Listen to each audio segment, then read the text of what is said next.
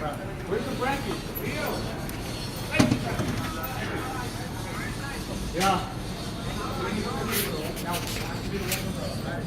This is the intake port. It goes in. These are the seals. Well, the seals are on the motor right here. And then these are the water seals. And then these are the oil seals. Those are inside the rotor. So basically, it just runs on the E shaft right here. And this is the rear gear.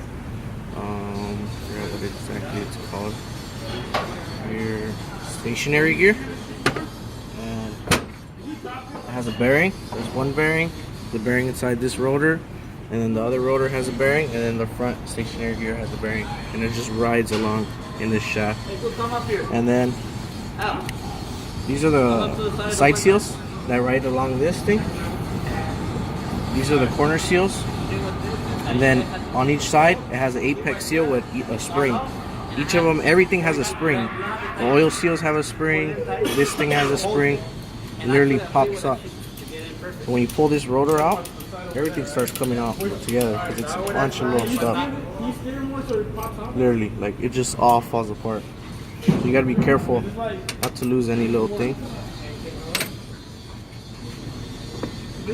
And this is the rotor. It has 3 apex seals on each side. The back side is exactly the same thing.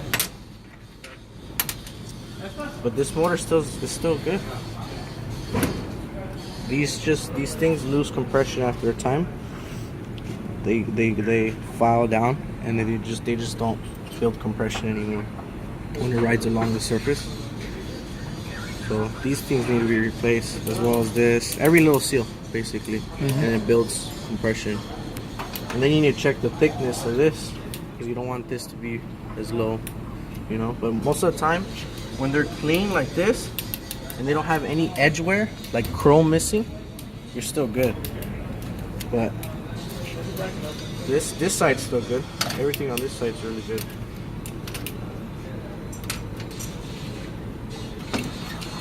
Then you gotta do the back.